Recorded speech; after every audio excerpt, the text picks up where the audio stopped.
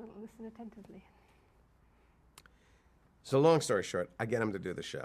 And thank God I did, because here's my experience with the producers. This is sacrilege right now. Sacrilege, okay? It's not a very good show.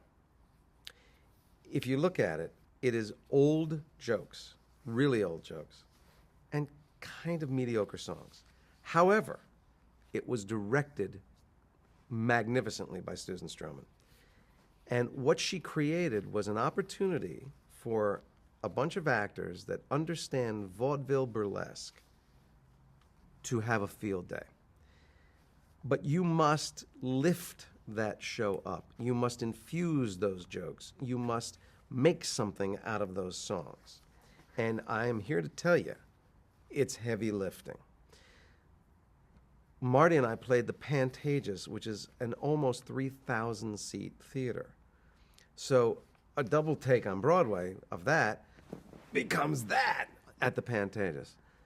I have never been so battered, bruised, and weary in my life. Marty and I, after our first week on that stage, crawled off and went, what the hell have we done? We're both men of the theater. We have never been that exhausted. And because it is jokes, there's not a lot of leeway in how to tell those jokes. If you're going to do the script, if you're not going to start to make it the Jason and Marty show, which is what Nathan and Matthew did, they started ad-libbing and playing games with each other, and it was glorious to watch, but it wasn't the producers. If you're going to do the show, you kind of have to tell those jokes the same way every time. The nice thing about the theater, when you really understand it, is everybody says, well, you have to do the same thing every night. Well, you do, but you don't. You're doing the same material, but you're having an exploration process every night. Not in the producers. Producers is, there's not a lot of ways to say, I'm wearing a cardboard belt. You have to say it that way if you're going to get the laugh. So it was more straight repetition, more mindless repetition. And in a lot of ways, it was not a fun gig. What was fun was how much the audience loved it and the energy that you could feed off of that, and a great cast, and to the man, fabulous, funny, interesting, wonderful people who were out there to do the best work they could. And Marty is an imp, and Marty determined he was going to break me on stage every night. And he had one place where he could do it without really disrupting the show. And it's when we go to the director's house for the first time, Roger DeBreeze. Before Roger makes his entrance, Carmen Guia has been out there with his highly flamboyant, and he goes off, and Leo and Max are sitting on a couch made of lips. And Leo, Marty's character, can't find a way to sit comfortably on this couch. And it's choreographed, and in trying to do so, his head winds up in my lap, and I push him back up, and then he has the cue that will allow the actor playing the director to come on and make his entrance. But until Marty throws that cue, it's his show to do with as he pleases. And every night, he would go into bits in there under the guise of being nervous about this environment until he got me. And then it would carry on throughout the show. And it was just my favorite theater moment in the world with Marty Short is a very quick moment in The Producers where mayhem is breaking loose because the star has broken his arm for Springtime for Hitler. Who's going to go on? Oh, the director's going to go on. And it's just a couple of nothing lines. You're trying to get to Springtime for Hitler. So Gary Beach is over here, Marty's behind me, and for 100 performances I've gone, blah, blah, blah, blah. Right, Leo? Right, Max? I don't even look at him because there's no time. We're just on. Performance 101, blah, blah, blah, blah. Right, Leo? Right, Leo? Leo? And I finally, and now I have to look over. The audience is already giggling because what they're seeing is Marty Short going, just lost in thought. Lost. And I finally go, Marty. Now the audience is gone. And he's unfazed. He's like, yeah. I go, would you like to share your thought? In the middle of this show, Marty actually goes, I was just thinking, if John Kennedy were alive today, he'd be like 75 years old. And I That's it. I'm done. Good night. I take my bow. I leave. The audience is gone. Gary Beach is gone. This poor man has to do the big number of the show now. You can't top that. In the middle of the producers, Martin Short is wondering about how old John Kennedy would be in 2003. That was the joy of the show. In 2006, you acted on Everybody Hates Chris, and then in 2008, you directed an episode. So can you talk a little bit about playing those roles on that show in that way?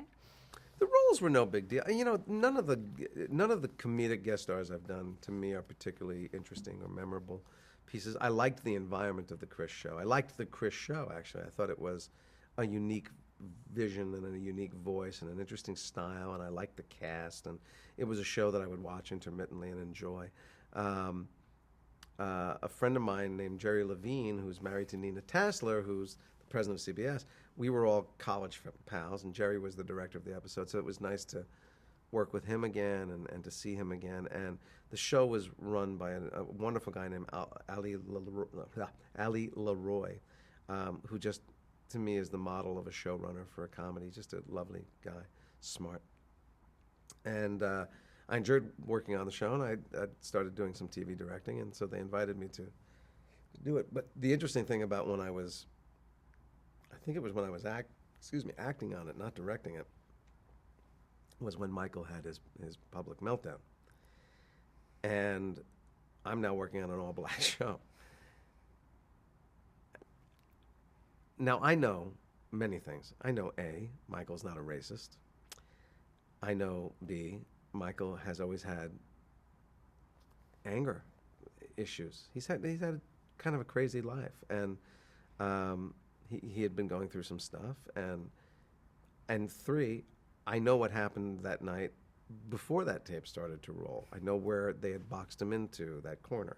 None of that apologizes for what he did, and he'd be the first to tell you that. But unfortunately, the outburst makes him look as if he's an unqualified racist. And I'm going, now, do we all get tainted by that impression? Or, you know, and I'm working on an all-black show. And I come into work the next day, and I'm talking to Ali, and everybody's talking about it. And, you know, a couple people said, what do you think? And I said, guys, I don't know what to tell you. I've talked to Mike. I know he is devastated. It's not, I mean, the language is not his. The anger is his, not the attack. And Ali, who's black, said, I know exactly what happened. I get it. Let's offer him a part on the show. And I went, are you kidding? That's the kind of guy he is, and that's the kind of set that was. You know, I said, look, you can do that if you want. I can't imagine Michael's in a place where he could physically do it. You know, I think he's so destroyed right now that he couldn't show up on a set and do some work. But even if you just called and made that gesture, it would be an amazing thing. And I believe Ali did. But that's the kind of environment it was. So when they invited me back to direct, it was just glorious. It's a very creative show. You know, you really get to play. Every time I direct a show, I go, what do you want? And they go, your show, do what you want to do. Sometimes, you know, they go, well, here's how we do things. And you go, okay, well, now a monkey can do this. But when they have enough confidence in themselves and their material, and they go, surprise us, do stuff, play. It's great. And that was that kind of show. Talk about your work at the Reprise Theater Company. Reprise was my attempt to stay connected to the theater while living in Los Angeles. The reason I didn't go back and pick up my theater career right after Seinfeld was my kids. When we went off the air in '98, my kids were 2 and 6. And they're now almost 21 and 17. 8 shows a week is the antithesis of being a parent. You are never there when the kids are there. So if they go to school and they come home at 3:30, 4 o'clock, sometimes 5 o'clock if they're doing things after school, well, 6 o'clock, you're heading for the theater if you're really going to warm up. And you come home and it's past their bedtime. And on weekends, you're at the theater. And on holidays, you're at the theater. When everyone else is being a family, you're at the theater. And my wife said, you know, you have to make a decision about whether or not on your deathbed you're going to remember your greatest nights on the stage or the nights you tucked your boys in. And I went, well, there's no choice to be made there. Thank you, Jerry Seinfeld and the world of Seinfeld. I don't have to make that living, so I have the luxury of choice. So we stayed here and we said, well, let's keep plugging with film and television. But Reprise became my ability to stay connected to the theater. It was begun as a sort of an Encores West, very simple mission of let's take rarely done classic musicals and do them in concert, lightly staged concert form. And I performed in Promises, Promises, which was the very first one. And the company grew and grew over the years, and I was not part of it. I was doing other things. And then about 10 years into its run, the artistic director left. I had gone in and directed what was thought to be an impossible production. They wanted to do Sunday in the Park with George. And I said, you can't do it. You don't, because these are kind of underproduced versions. And I go, you need the painting. You need people to look like they're in the painting. And then so I stated the problem, and then I solved the problem. It was actually a glorious production that I'm very proud of. They went, ooh, he understands us. So I had a conversation with him, and I said, why don't I try and grow this company? And I was brought in as the artistic director, and I had a lot of grandiose ideas of what I wanted to do and how to do it. My career arc had not prepared me for this job, so I was learning on the job. I was successful in a lot of ways in that the quality of our productions and the diversity of our productions came way up and got very consistent. I could not solve the financing problems. I couldn't solve the business model problems. And so 2 years ago, when the economy was really in deep trouble, we saw the writing on the wall, and we said, if we continue producing shows, we will go into debt, we will become bankrupt. Why don't we do the responsible thing? Let's stop what we're doing, go into hiatus, return the subscriber money, pay our creditors, because we have money in the bank, not go into debt. And we've spent, almost 2 years consulting, trying to figure it out. We have a very exciting new mission and a very exciting new model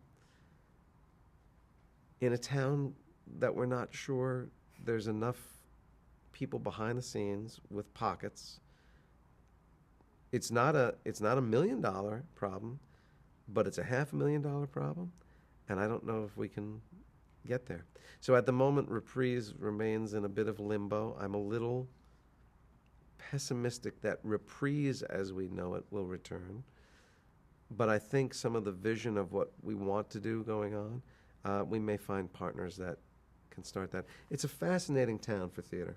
There's actually a lot of theater here and a lot of good theater, but there is nobody comes to Los Angeles to go, gotta go here, gotta go see this place.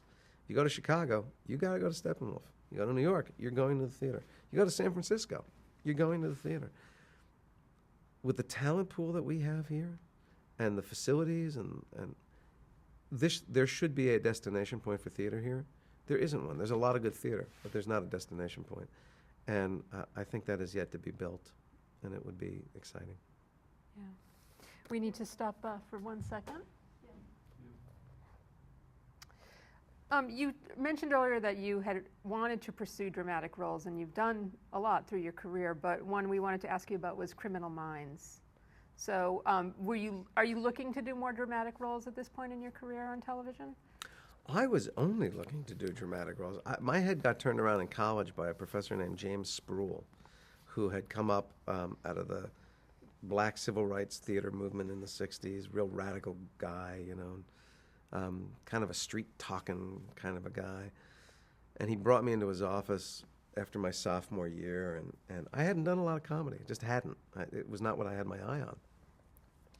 And he had one of these big, low voices, And he said, I know your soul is Hamlet, and you would be a glorious Hamlet, but you're not going to play Hamlet. so you better get good at Falstaff. And I went, Falstaff? But he was the guy that said, start looking at comedy. And thank God he did, because,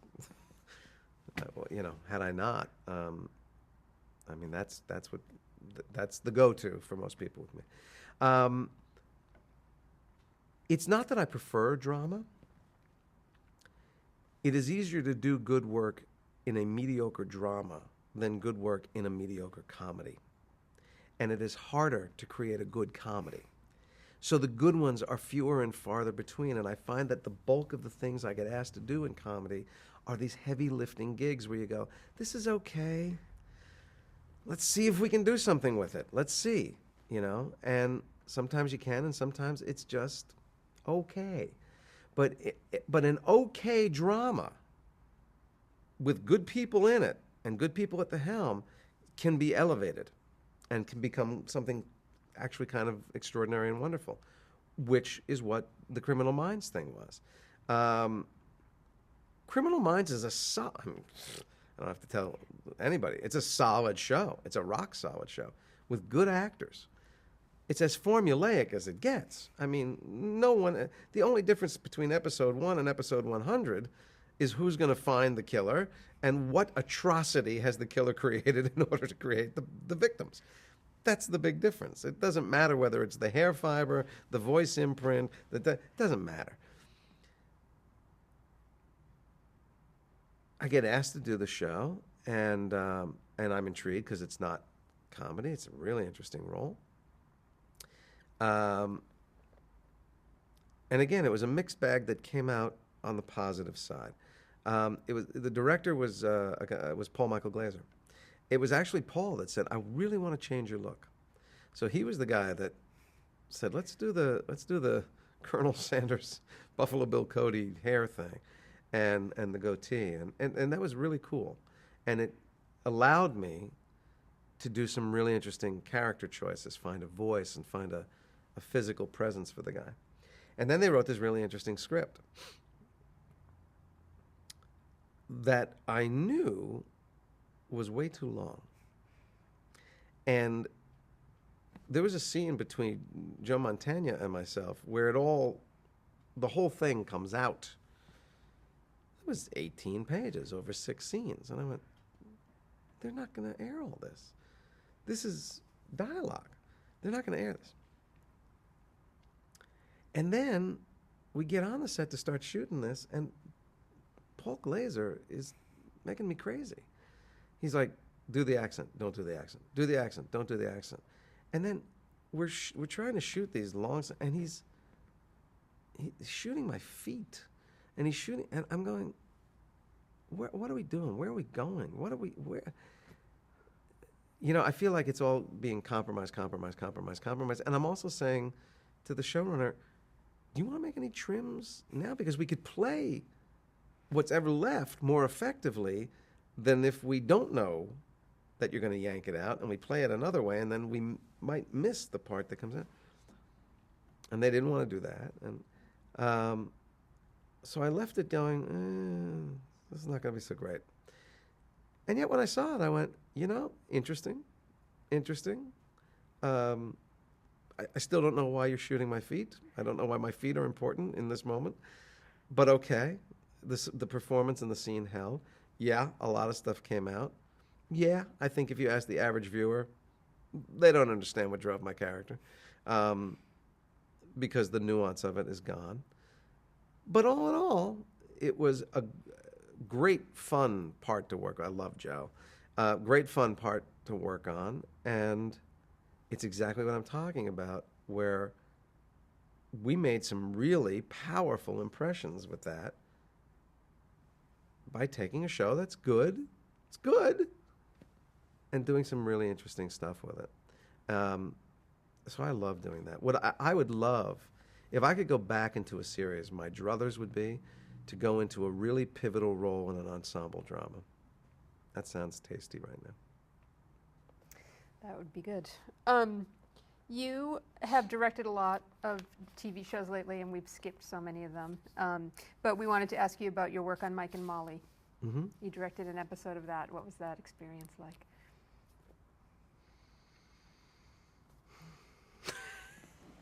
Well, why not? I'll be honest with you.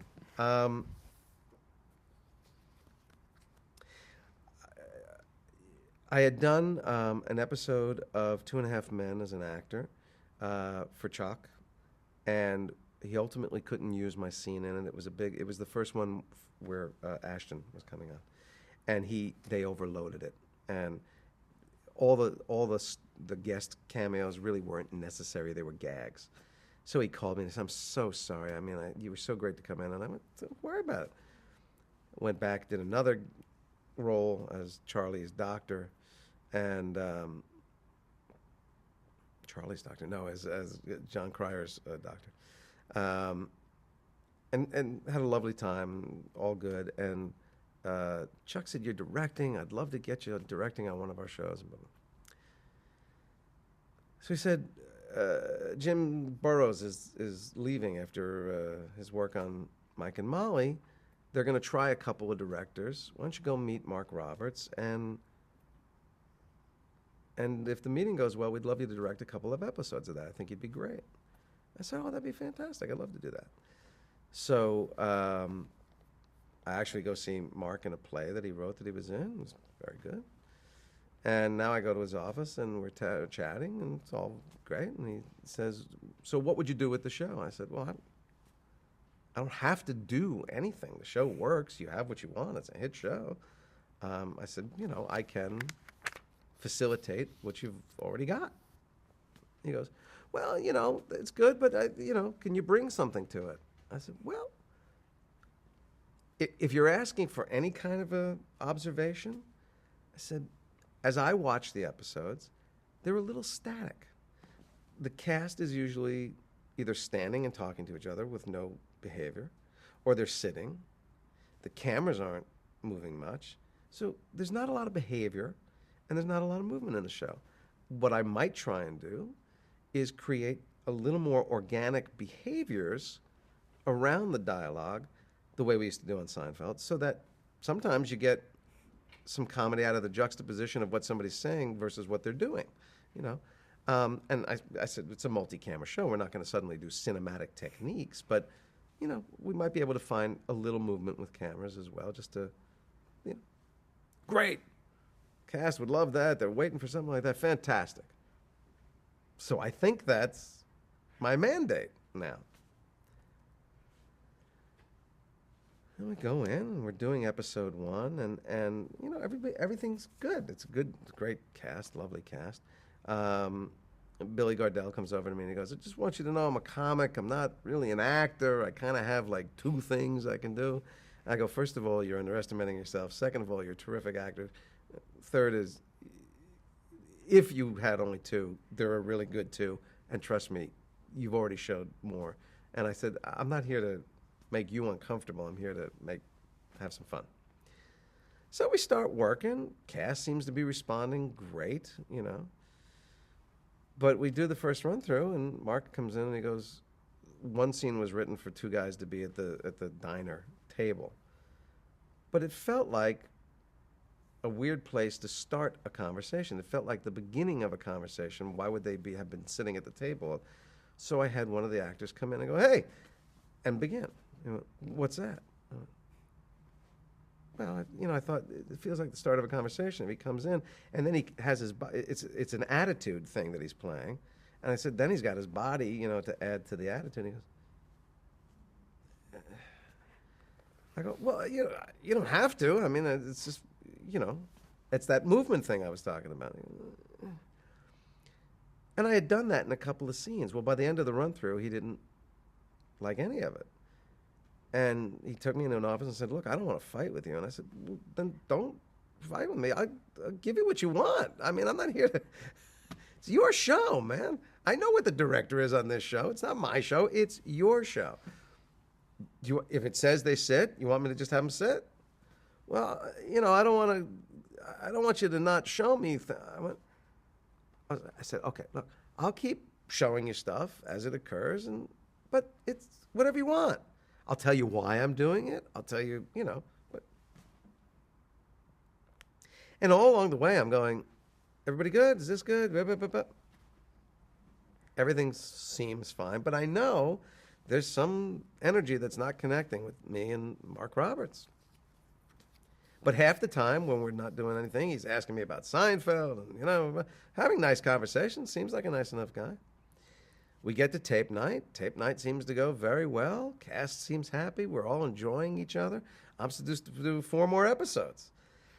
I get a call Saturday morning from my agents going, they don't want you back. I went, okay, why? They said you're not cooperative. I went, oh, okay. So I write an email to Mark and the other producers, and I said, look, your decision's your decision. I get it. I apologize for whatever ways I underwhelmed. I thought I was asking all along the way, checking in with you about, did you like this? Did you want that? I said many times, I'll just do what if you would be kind enough to tell me where I went off, I could at least mark this up as a learning experience. But regardless, thank you for the opportunity. And please, since I won't have the chance, please tell the cast I was so thrilled to meet them and work with them, blah, blah, blah. Never heard a thing. Now, the nice part of the story is Chuck Lorre called me the next week and went,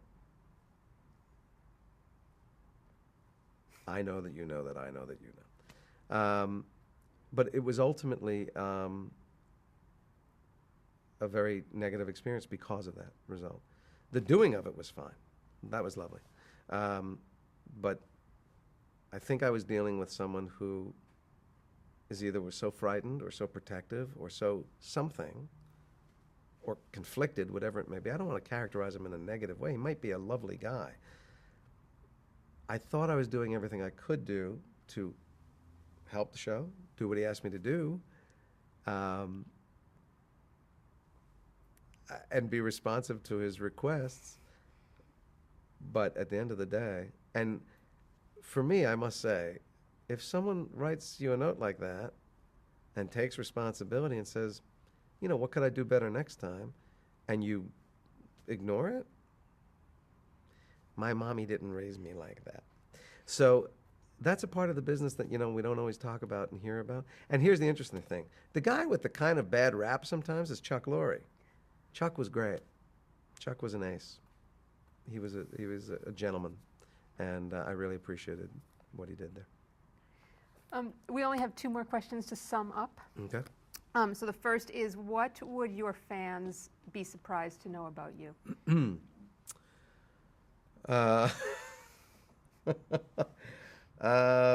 What would my fans be surprised to know about me? Well, I assume we're thinking fans of George, because my fans, the thing that seems to surprise most people is that I'm not George.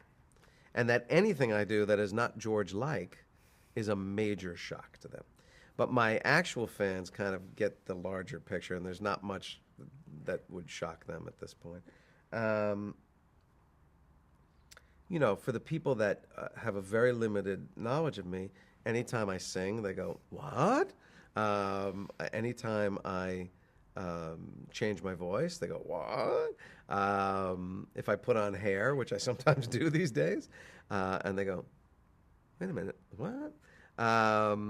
It seems like everything shocks the George fans. They're very shockable. The Jason fans, I don't know, because I don't actually know what their expectation of me is. I think what shocks a lot of people, both to the positive and the negative,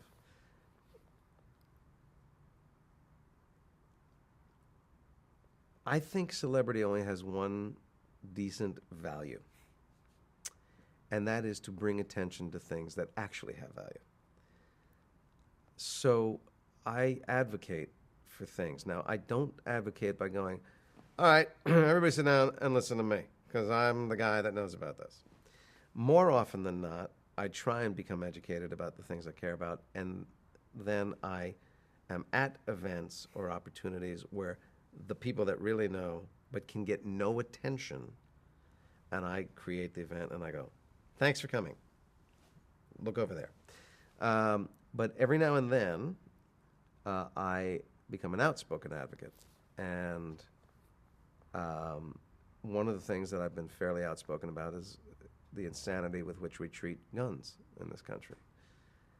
And I wrote a rather large, long piece on Twitter, for which I was both universally praised and for which I received many, many responses that said, "I will never watch you again." I received many, many responses that called me a variety of things, and I received a not insignificant amount of responses that threatened my life. They don't expect that of George. But I know of no other thing that I can't get rid of the celebrity. Well, yes, I can. I can stop working and I can fade away. And eventually I will do that. I will do that happily. But in the meantime, I still like doing stuff. And in the meantime, this cockamamie show is still on 5 times a day. So I can't dump the celebrity. And I think it has a certain amount of responsibility. So I don't proselytize much about anything, but every now and then I do ask people to look at things like I do a lot of work with an organization called One Voice that is deeply engaged in a peaceful resolution of the Israel-Palestine situation. I do some things for gun control. I'm just now getting into the crazy world of campaign finance reform and how it is literally the corruptor of our entire political system. And regardless of what your politics are, no matter what you believe in and advocate for, campaign finance is keeping the system from being clean. So what it does is it makes your voice unimportant to the Koch voices, or the union voices, or the NRA voices, or the Sheldon Adelson voices, or the democracy only works one way. My voice and your voice have equal weight. And if there's more of yours, you should get the candidate that advocates for you, and if there's more of mine, I should get the advocate for me. When we don't get to make that choice because someone else is buying the system, we get what we got. So that's a big one for me, and I think that kind of, I think most people think of me as a pretty middle of the road, as smart as the average guy, as articulate as the average guy, as engaged as the average guy, as schmucky as the average guy, George. I'm nobody's genius, but I don't live in the middle of the road. So I think that tends to surprise people. And finally, what advice would you give to an aspiring actor? Two pieces. I do this all the time because I love teaching and I love talking to young actors. And what I didn't know until I was well into my 20s is that if you want to be an artist, then acting is a craft. It actually has tools and skills. It is not just learning lines and feeling it and getting up there and doing it. Not to say that people aren't very successful doing that, but that's not what the artists do. The artists actually have tools and craft. So if you want to expand the range of what you can do and you can be and how potent you can be within this craft and business, you must find teachers that will stretch you and communicate these tools to you in a way that you can own them. Not easy to do, by the way. It's not an abundance of great teachers. But that's one. To respect it as a craft and to take it seriously and to learn it. But the other one is that for better or worse, and I think it's mostly for better, it's going to turn into an A and a B. No one can keep you from being an actor. You can act every day of your life. You can do a play. You can do anything you want. You can go to the park and do Shakespeare monologues. You can do anything. You can be an actor every day. If your passion is acting, no one and nothing can stop you. If your passion is to be a star, that's a whole different set of problems. And nobody can tell you how to get there. It is an unbelievable accident every time it happens. Sometimes a very fortuitous and obvious accident of opportunity and ability meeting. Sometimes it's somebody really screwed up and it made them really famous and they turn it into something else. So there's a difference between being an actor and a celebrity, or an actor and a star. But actors, you work every day. Nobody can keep you. Having said that, it extrapolates further by saying, if you really want to be in our business, the business of being an actor, the days of thinking only as an actor are probably over. The most frustrated actors I know are the ones that are waiting for someone to give them the gig. You must make the gig. You must get the writers. You must get the directors. You must get the designers. You must get, if you're going to do it on film, you must get the cinematographers and everybody that makes filmed storytelling happen. If you're doing it on stage, you need those kinds of designers. You build your companies. You build your support systems, and you go out and make stuff. You hire yourself. And if what you're doing is good, you will A, make a living, you will B, be very happy, and C, somebody may just see it and give you an opportunity you couldn't create for yourself. But to sit there and wait for someone to give you the chance happens every day, and there's success stories every day. But the likelihood is you're going to watch the calendar pages turn, waiting for that opportunity, because you didn't make it yourself. And the tools to make stuff now are available to everybody. You can make a movie on your phone, and people do, and they do really well. So you are limited by your passion, your intelligence, your talent, your imagination, and nothing else. So if you say, I never got the break, it's your fault. It's that simple. Can't thank you enough for your time today. My This was pleasure. very great. Thank you so much. May it help someone somewhere, knowing that Marty Short talked about John Kennedy in the British. That's a great story.